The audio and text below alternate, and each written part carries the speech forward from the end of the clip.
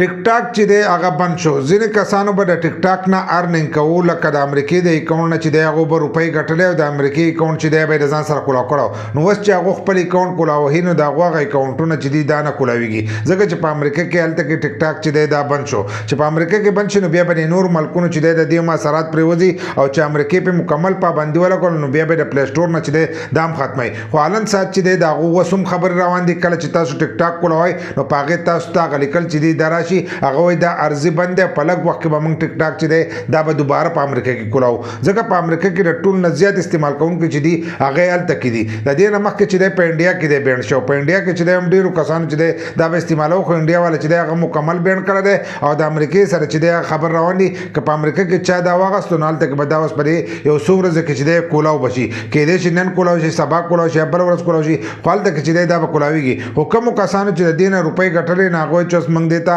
ویډیو هم نشو ورخېجولی، زموږ ټیک ټاک چې دی دا نه کولاویږي. نو هغو له پکار دي چې هغه خپل لوکیشن چې دی دا چینج کړي. لوکیشن دا چینج کړي چې یا د یو کې لوکیشن کولاو کړي، یا د جرمني، فرانس یا د ایټلي د دغه ملکونو لوکیشن کولاو کړي چې په کمې کې مونیټایزیشن کولاوي. نو یو کې لوکیشن کولاو کړي نو ستاسو ټیک ټاک چې دی هغه به کار کوي او د هغه ځای نه چې دی تاسو هم ارنینګ کولی شئ، هم خپله دغه آی ډي چې دا تاسو په هغې کې چلولی شئ.